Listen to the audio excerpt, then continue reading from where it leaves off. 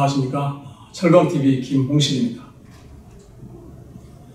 자, 오늘은 물류 얘기를 한번 해보도록 하겠습니다. 요즘 해상우님이 너무 많이 뛰었죠. 거기에다가 배잡기도 하늘의 별따기라는 얘기를 자주 듣습니다.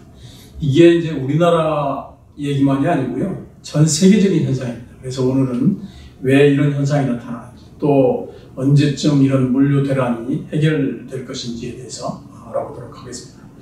먼저 운임 추이를 한번 보도록 하겠습니다.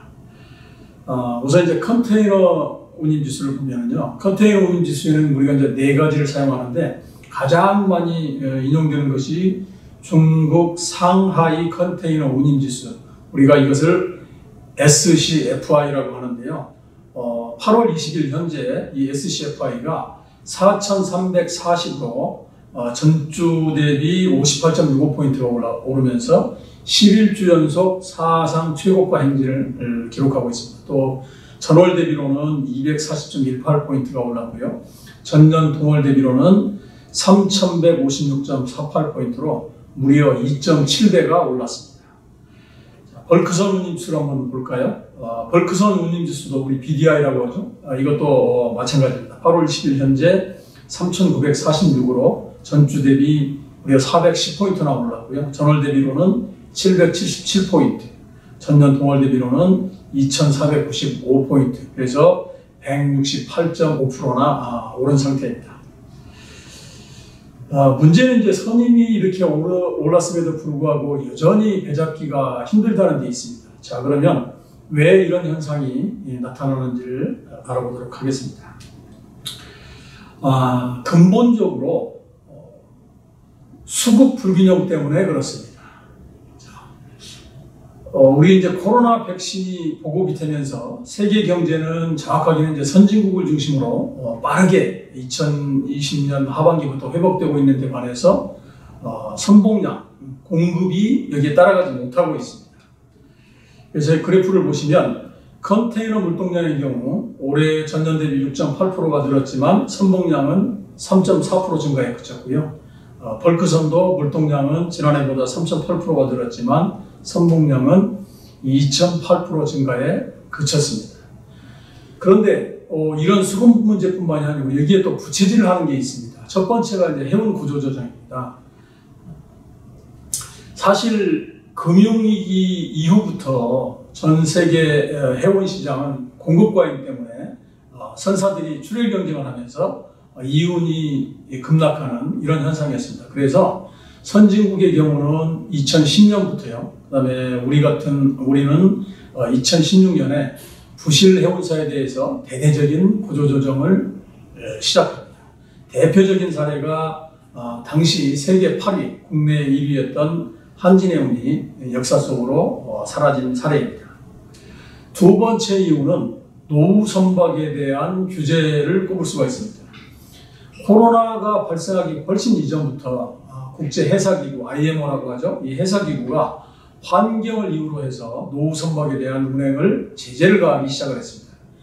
자, 지금까지는 주로 이제 황산화물 SO, 싹스라고 하죠. 황산화물 배출 규제를 하는 데 집중을 했다고 한다면 앞으로는 이산화탄소 배출을 규제하는 데 주력할 생각입니다. 그래서 2030년까지 선박에서 발생하는 온실가스 배출량을 2008년 대비 최소 40% 이상 줄이겠다라고 하는 게 IMO의 발표 내용입니다. 그래서 글로벌 해운 전문지인 로이드리스트에 따르면 노후화를 이유로 퇴출되는 선박이 약 1만 300척 정도 되고요. 또 전 세계 5만여 척의 선박이 기존에 우리 이제 화석연료, 디젤이라든가 석유 이런 걸 말하는 거죠. 이런 화석연료 사용을 중단하고 친환경 연료를 사용해야만 합니다. 물론 이제 이러한 규제가 친환경 신조선 수주에는 도움이 되겠지만 당장에는 선봉량 부족과 가격 급등으로 이어지고 있다, 이렇게 얘기를 할 수가 있겠습니다. 세 번째는 최근에 자주 일어나고 있는 어떤 선박 사고라든가 코로나 발생으로 인한 항만 폐쇄입니다. 지난 3월에는 여러분 기억하시겠지만 수에즈 운하에서 일본 컨테이너선이 좌초됐죠. 그래서 일주일 동안 400여 척이 이게 대기를 하면서 운송 지연 사태가 발생을 했죠. 수에즈 운하 같은 경우는 하루 평균에 이제 50여 척의 그 선박 운행을 하면서 전 세계 해상 물동량의 12%를 차지하는 이런 항구인데, 여기가 좌초가 되면 일주일 동안 운행이 사실상 중단이 된 있습니다. 또 5월 말에는 세계 5대 항구인 중국 광동성 심천에 있는 옌탕항이 코로나 확진자가 발생을 하면서 일주일 넘게 폐쇄가 됐고요. 최근에는 닝보 저우신항이 같은 이유로 폐쇄에 들어갔습니다.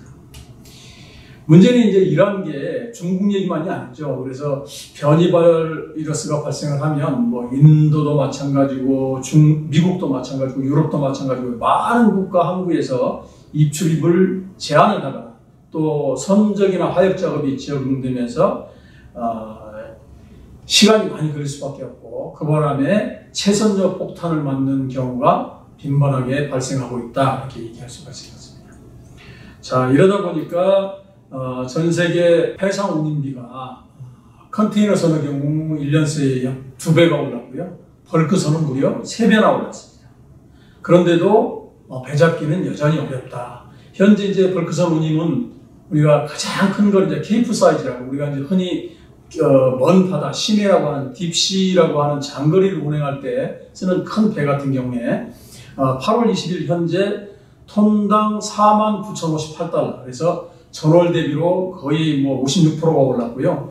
전년 같은 기간에 비해서는 93.4%가 올랐습니다. 또 동남아라든가 일본을 운행하는 소형 사이즈, 우리 핸디박스라고 얘기를 하죠. 이런 경우에는 현재 이제 31,241달러로 해서요.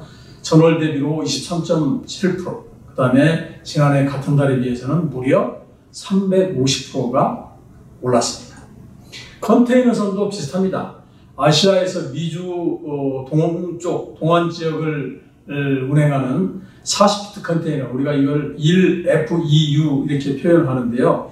이게 가격이 1만 달러를 넘어섰었고요. 서한 지역도 6,000달러가 넘습니다. 또 유럽항은 7,000달러가 넘고요. 우리가 이제 코로나 이전에 비해서, 그러니까 19년 평균 운임에 비해서 유럽 노선은 8배 이상 올랐고요. 미국 서한 지역은 3배, 미국 동안 지역은 3.11배가 올랐습니다. 자, 그러면 앞으로 해상 운송의 수급하고 가격에 영향을 줄 수 있는 변수가 뭐냐? 여러분 잘 아시다시피 가장 큰 변수는 뭐니 해도 코로나 재확산입니다. 최근에 뭐 델타나 뭐 이런 뭐 변이 바이러스가 나오면서 최근에 또 이런 일이 또 벌어졌죠. 중국 최대 컨테이너 항구인 닝보 저우신항, 요게 이제 절강성 강수성 이쪽에 있는 항구인데요. 요게 확진자가 발생을 하면서 지금 일주일 넘게 폐쇄 상태입니다.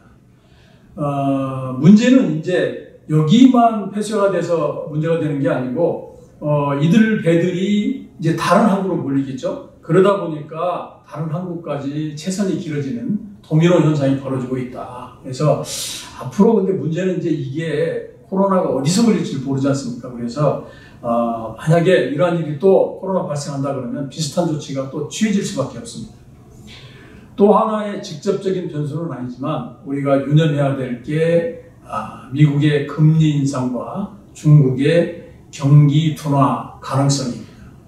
둘 다 세계 경제에 워낙 막대한 영향을 미치기 때문에 우리가 이 부분에 대해서 예의주시할 필요가 있다라고 하는 거고요. 자, 그럼 마지막으로 수급이나 가격이 도대체 언제 풀리느냐? 우선 맨 먼저 이제 수요와 공급을 근거로 한번 좀 전망을 좀 해보겠습니다. 요 보시는 그 전망 자료는 제가 한 게 아니고요. 클락슨과 MSI 자료를 근거로 해가지고 KDB 산업은행 미래전략연구소가 작성한 것입니다.